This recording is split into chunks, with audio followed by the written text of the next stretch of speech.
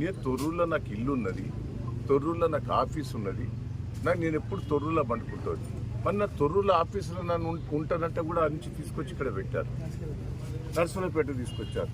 ఆడ ఝాన్సీ గారికి సిటిజన్షిప్ అమెరికాలో ఉన్నది. ఆమె ఇక్కడ ఇల్లు లేదు, ఏది లేదు, తొర్రూరులో ఆమె బాధాపు ఉన్నది. ఆమె అంటే ఎంత ఘోరం అండి. 45 ఏళ్ళ రాజకీయాలలో ఇంత మోసం, ఇంత దగ నేను ఎప్పుడు కూడా చూడలేదు. రాజశేఖర్ రెడ్డి పీరియడ్లో కూడా ఇట్లా ప్రజాస్వామ్య విరుద్ధంగా ఎప్పుడు కూడా చేయలేదు.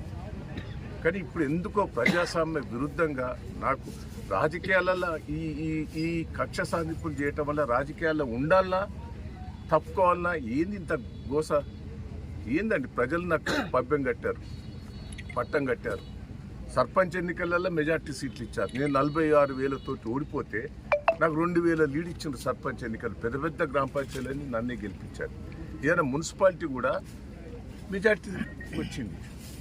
ఇంత ప్రజాస్వామ్యంగా వచ్చిన దాన్ని ఇంత దౌర్జన్యంగా చేస్తాం. నాకైతే బాధ ఉన్నది, నాకు ఏడుపు వస్తున్నది. అసలు రాజకీయాల్లో ఉండాలన్నా, రాజకీయాల నుంచి తప్పుకోవాలన్నా అనిపిస్తుంది. నాకైతే ఇంత గోస, ఇంత ప్రజాస్వామ్య విరుద్ధంగా చేస్తుంటే ప్రజలు పాపం సంతోషంగా ఉన్నారు. కార్యకర్తలు కూడా రాత్రింబవళ్ళు కష్టపడ్డారండి. మా కార్యకర్తల కష్టాలు చూస్తే అయితే నాకు బాధ అనిపిస్తుంది. ప్రజలైతే కార్యకర్తలు 2 రోజులు బట్టి భోజనం లేకుండా 10,000 మంది కార్యకర్తలు వచ్చి రాత్రింబవళ్ళు కష్టపడ్డారు నా కోసం.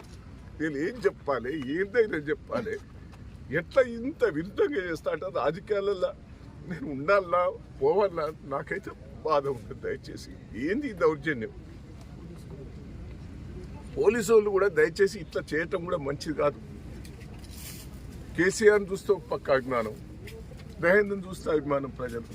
కానీ ఇంత అరాచకాలు చూస్తుంటే నాకైతే ఏమన్నా చెప్పండి. నా కార్యకర్తలకు ఏం జవాబు చెప్పుకోవాలి? కార్యకర్తలకు నేను ఏం జవాబు చెప్పాలి?